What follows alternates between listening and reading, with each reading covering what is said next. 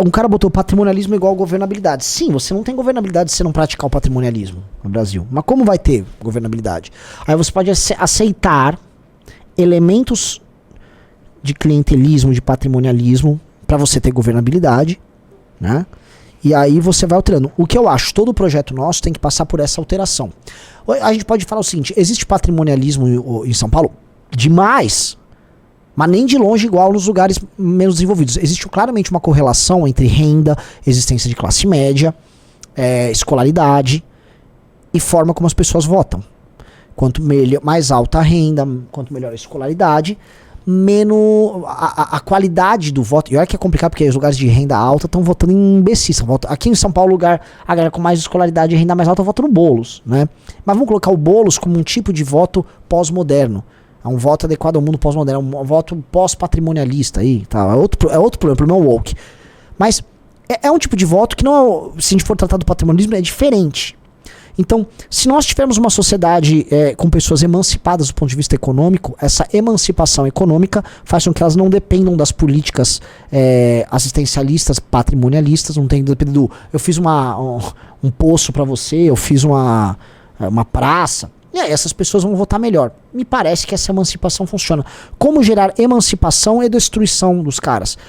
A gente tem que ter um plano de desmonte do Estado patrimonial brasileiro. E esse desmonte não vai ser de uma vez, porque ou a missão dá um golpe de Estado, ou ela vai democraticamente. Nós vamos democraticamente, está montando um partido político, não uma guerrilha. Então, para fazer o desmonte do Estado patrimonial, a gente tem que pensar as etapas do desmonte e os eixos para fazer esse desmonte. O Leonardo Camargo falou, Renan, o povo mais comum já entende isso. Só ver jargões propagados entre o povo de que todo político rouba. Sim, mas o povo fala todo político rouba ao mesmo tempo que o povo, se chegar no poder, também rouba junto. O povo entende fazer... Eu vou dar um seguinte exemplo. Dia desses, em 2022, quando pintou que o Alckmin seria vice do Lula, a imprensa aplaudiu ele como um político sagaz, porque ele estava sendo muito político nisso. O que está pressuposto naquilo? O Alckmin é um grande político porque ele traiu seu eleitor em uma manobra esperta, e nessa manobra esperta ele conseguiu chegar à vice-presidência mesmo estando morto politicamente. Era um cara que não tinha futuro mais politicamente aqui em São Paulo. A imprensa e as pessoas trataram isso como uma sagacidade da parte dele, e ele foi, de acordo com as pessoas, muito político. Então, na definição das pessoas, uma pessoa que age sem lado, apenas pela ocupação do espaço de poder, ou seja, pela apropriação do espaço de poder, sem nenhuma ideia por trás disso, essa pessoa agiu politicamente. Então a ideia de ser político e agir politicamente é a ideia de ser patrimonialista. Que é a ideia de ocupar o espaço público sem propósito, para além da reprodução da ocupação em si. Entendeu? O fim... Fazer política é... O meio é um fim. A pessoa faz política para fazer política. Você entende? Ela está fazendo política para fazer política. Quanto mais cargos os caras têm, mais eles alimentam a estrutura de poder própria. É um ciclo. E aí você tem várias carreiras de políticos que são ciclos, que são hierarquias que eles montam nos seus estados e tal. E aí o Brasil fica vendo esses caras discutindo o nosso problema. E esses caras são incapazes, porque esses caras não têm visão de Brasil. Então esses caras chegam no Congresso e aí é o que o Kim vê. Vamos debater marco temporal. Ninguém sabe. Porque o cara sabe debater assim, quanto eu mando de emenda pra minha tia, que tem uma construtora lá, e ela vai superfaturar uma obra na cidade de algum apaniguado meu. Entendeu? É assim que funciona. Então esses caras não têm qualidade. Há um déficit de qualidade. E aí, antigamente, como é que era nos anos 90? Porque eu conversei com muitos políticos nos anos 90, o governo Fernando Henrique.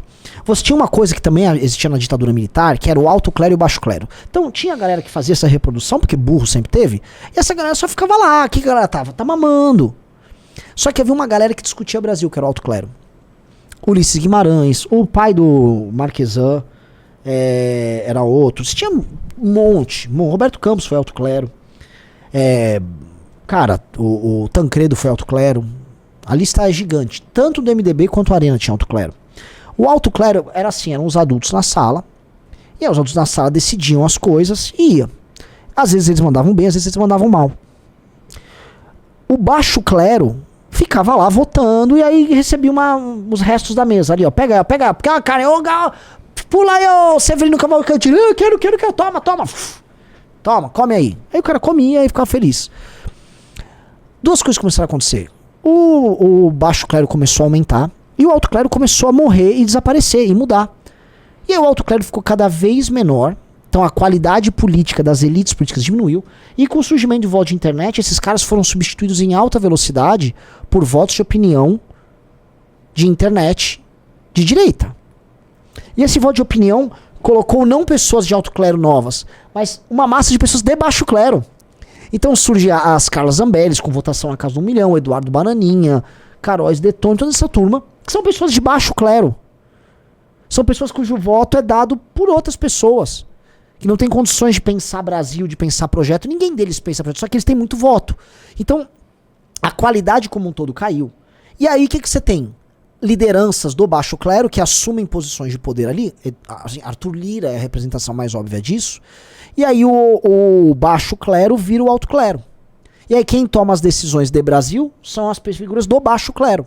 E o que elas fazem? Passam coisas como emenda, as emendas do orçamento secreto, que basicamente garantem a reprodução do modo de fazer política delas. Então elas pensam nelas e de resto o Brasil, sei lá o que eu vou votar. Eu sou um ignorante. Eu não ligo pro que vocês estão fazendo. E, obviamente, que isso vai relegar o Brasil a uma situação muito complicada, porque as pessoas não conseguem votar nada que é importante, a não ser que sejam comprados para isso. Eles não têm capacidade de discussão. Ou pressionados por redes, coisa que às vezes dá pra fazer. Aí entra o papel do judiciário nisso, né? Porque o patrimonialismo permite. Dá pra entender que o neoconstitucionalismo, né? Esse avanço que os elementos da Suprema Corte têm, é uma coisa que começa a acontecer a partir dos anos 90, é uma leitura que surge nos Estados Unidos e avança demais pelo mundo. O neoconstitucionalismo, ele preconiza que, vamos dizer, o judiciário pode ter uma posição ativa, tá, na garantia de certos princípios que estão na Carta Magna. Então você começa a ir através de julgados e alterando legislações, você avança com determinados temas. E aí o judiciário no Brasil, ele encontra uma facilidade muito grande no legislativo, porque o legislativo, além de covarde, é corrupto.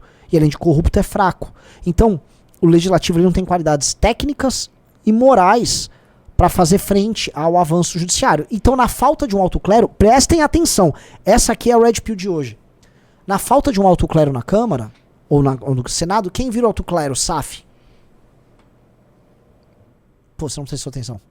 Não, prestei só que tava... Então quem é? Mas quem é? Tava falando. É o judiciário. O alto clero político é o judiciário. Então quem pensa os problemas do Brasil é o judiciário e um pedaço da turma que está no Poder Executivo. Mas mesmo o Poder Executivo tem poderes minorados.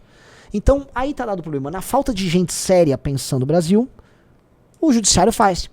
A ideia da missão é formar um alto clero. O Kim é um sujeito de disposição de alto clero. Ele é tratado por quem tem poder como um cara qualificado, um cara capaz de debater as coisas importantes do Brasil. O problema do Kim é um Kim. Se houvesse, obviamente, ele é um sujeito desse partido aí, esse União Brasil. Se houvesse na missão